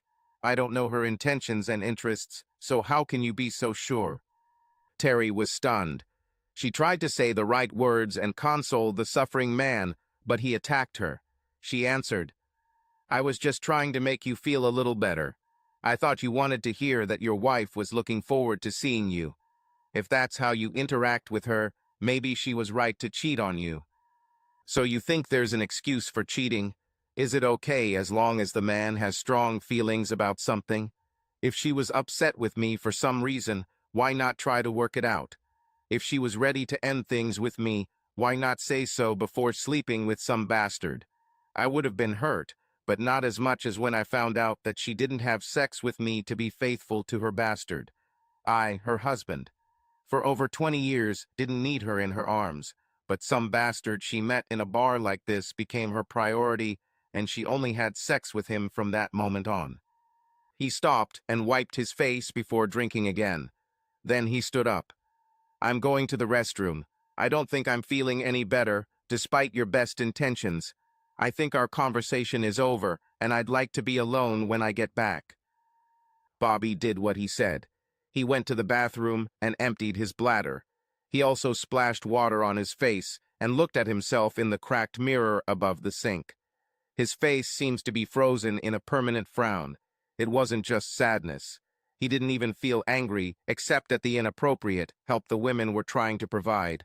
He sighed and returned to his desk. As expected, he was now alone. He shrugged. It seems he was always alone. Even when he was surrounded by patrons at the bar, he was alone on his makeshift island. He wondered if Charlie felt the same way. When he sat down, he glanced at the table of women. Charlie didn't look in his direction. She was distracted by one of the women while most of the others glared at him. He grinned at them as he sat back down. There was already a new drink. He wondered who ordered it, but soon found out. Again, the shadow appeared to the left. Another nurse came to help him. He looked up, but this time he didn't offer a chair. "Well, you must be the ghost of Christmas future. How are you going to help me improve my life? What words of wisdom do you have to help me with my personal crisis?" "Can I sit down?" Bobby nodded. She sat down and introduced herself. "I'm Amy, another nurse. I'm married and I have no intention of starting an affair with you, not even an emotional one. I don't know you or your wife. I don't support cheating wives. The only reason we brought our friend Charlie here tonight was to cheer her up. Since she ruined her marriage, she has been doing repentance, waiting to see what her asshole husband decides to do next. Since he destroyed her at their anniversary, he has not even made a symbolic gesture towards her." Sighed.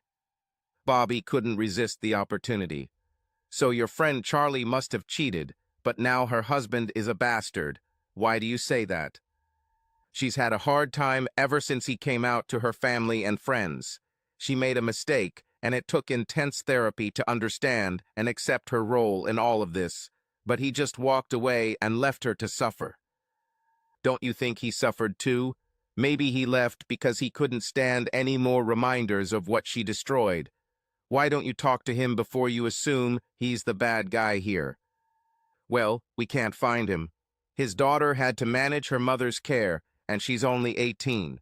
She doesn't deserve to be in that position." "Doesn't your friend have other relatives? You mentioned that she was exposed in front of them." Amy snorted. "Her family seems to adore this creep. They told her to deal with the situation since she caused this whole problem.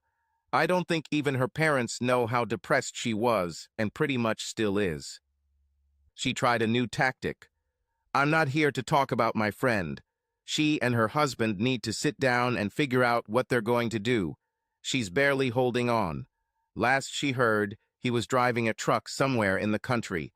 Apparently, he doesn't have any problems now." Bobby answered. "As far as you know, he has no problems. Also, as far as you know, he is grieving and has left town to try to heal. You don't really know anything. As someone who has been deceived, I tend to sympathize more with him than with the unfaithful woman." Wife. Amy tried to return to his problem. After all, that was what attracted women to him in the first place. "Do you know where your wife is now? Is she waiting for you to call?" Bobby shook his head. "As far as I know, she sits in a bar like this one, waiting for someone to pick her up. She was a homebody until she got involved with her lover. Then she started going to bars and was rarely home. She lied and said that works overtime and takes extra shifts, but was actually with her lover. Since everything fell apart, I don't know how she spends her time. I was away for a while, but now I'm back and still weighing. Your options." "How long have you been together?" "Over 20 years. I thought we had a good life and were getting ready to become empty nesters. I would have cut my job if she had agreed. In fact, a month before everything fell apart, I offered to take her on a long vacation, and she immediately refused, did not even hesitate. She said that she could not leave work for such a long vacation. I believe her lover told her to stay here so they could continue to have sex." "Do you feel like you have too much invested in her to let go?" "When all this happened, I seriously viewed our marriage as a bad investment. There comes a time when you need to cut your losses and start again. I've thought about it a lot since then, and I'm willing to try again, but only if she can somehow convince me." that she is as committed to the marriage. I don't know what she can do or prove to make me believe she is serious. Trust is so hard to build and so easy to break. Ask your friend how she is going to make her husband believe in her and them again. Relationship. Perhaps she has the insight I need. They talked for a bit before Bobby asked the real question. I've heard of women who get so caught up in trying to help some poor guy that they end up in bed with him. How is that possible? I mean, I'm not trying to have sex, but if I wanted to, how does a woman justify ruining a relationship to help some other unfortunate person? He paused, then continued. Do you really believe that you can have an emotional and physical relationship with someone who is not your husband, and then when it's over, just go back and act like nothing happened? How do you act when you're cheating on your husband? To your husband? Are you so good at pretending that it doesn't affect you at all, having sex with a stranger, and not giving any pathetic affection to your husband or significant other? He leaned forward. Do you want to help me? I mean, really help? Then tell me how a woman does this to her man, her lover, the man she stood before family, friends and God with and promised to love, respect and honor until the day she dies. I can't believe that I can forgive and return to my wife until I understand this. I can understand how a man does this. From birth, society teaches us to be studs. A man who sleeps with many women is considered something good.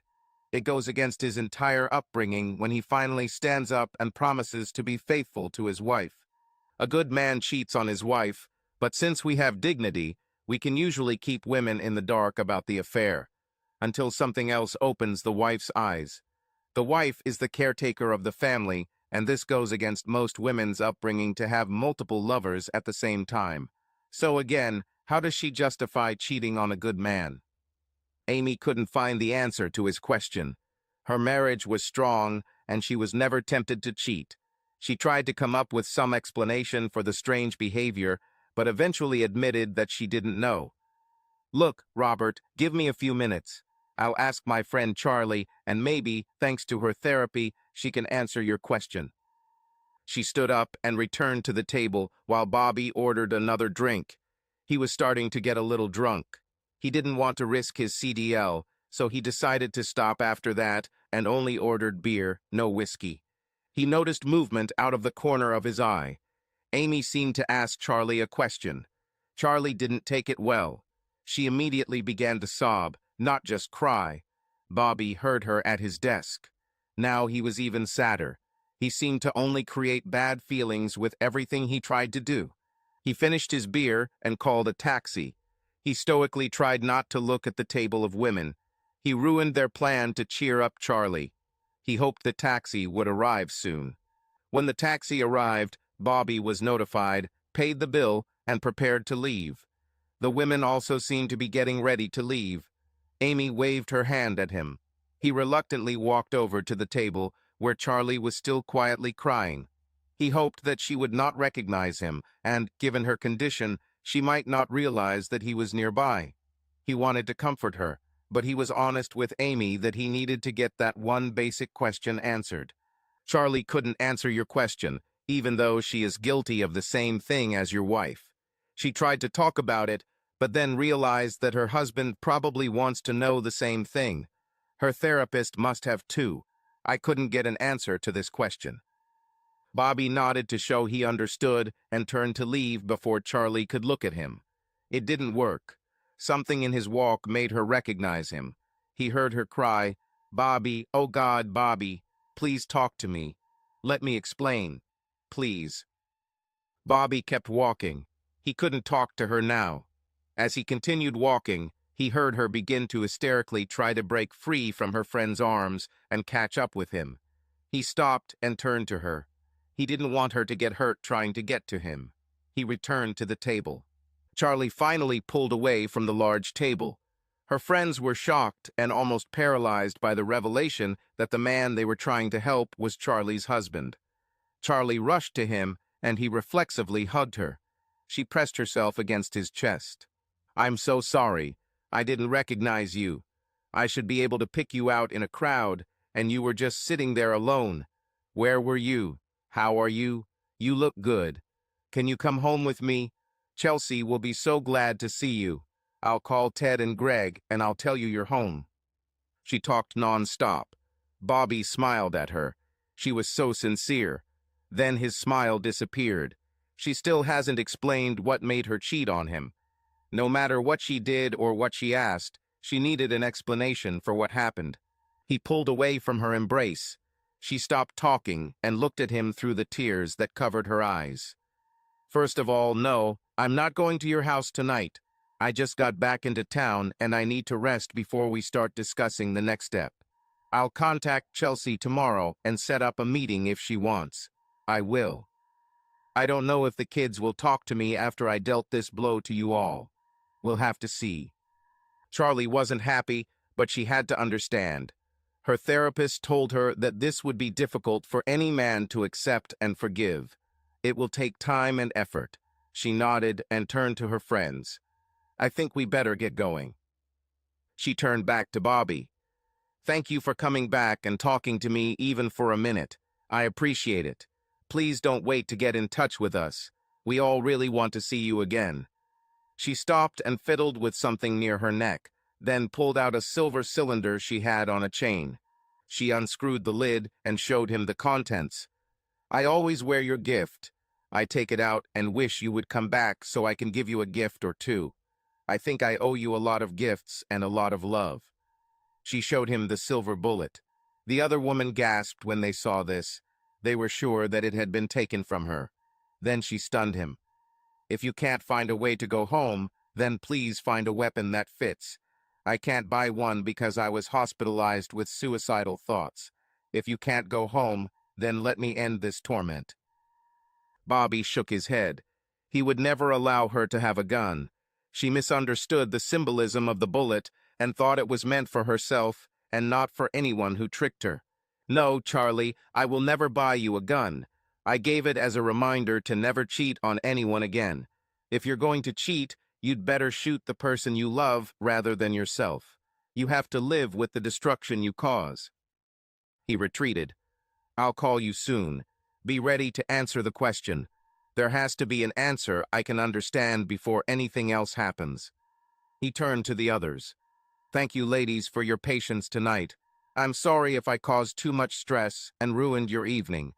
Please make sure Charlie gets home. I think she needs to be where she feels comfortable and safe. The women nodded. Charlie was crying again.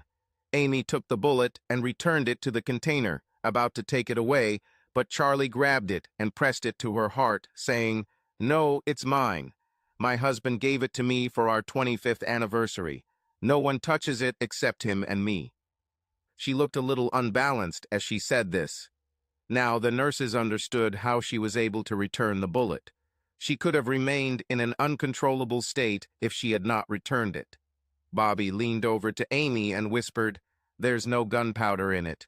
She couldn't shoot it even if she tried."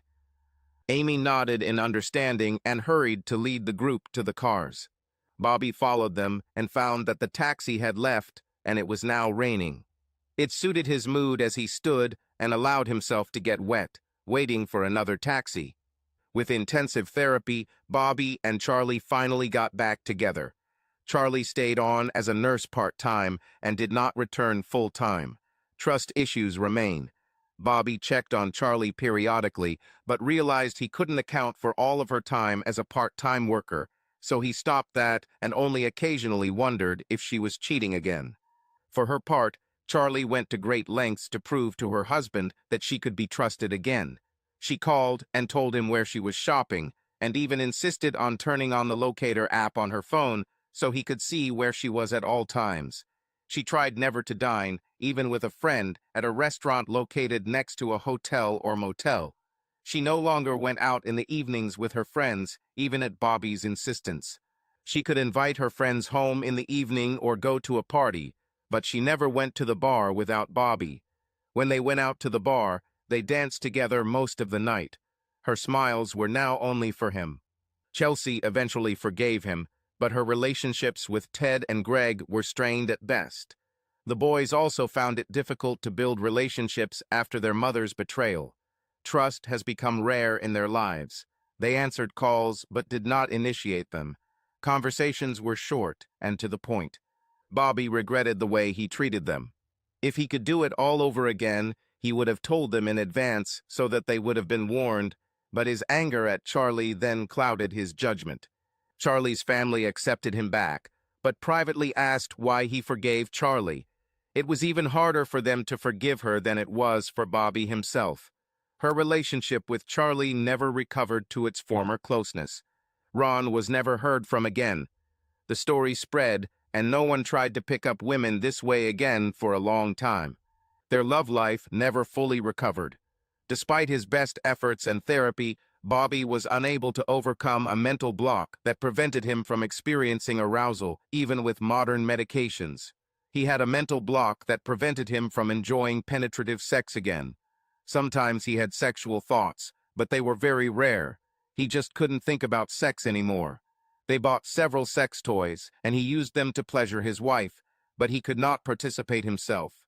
They often hugged and snuggled when Charlie became very upset, and then used toys to relieve her stress. And finally, Charlie was never able to fully explain why she did what she did to their lives. She tried and tried to understand it, but it remained an issue between them for the rest of their lives. They both enjoyed a full life together despite their weaknesses.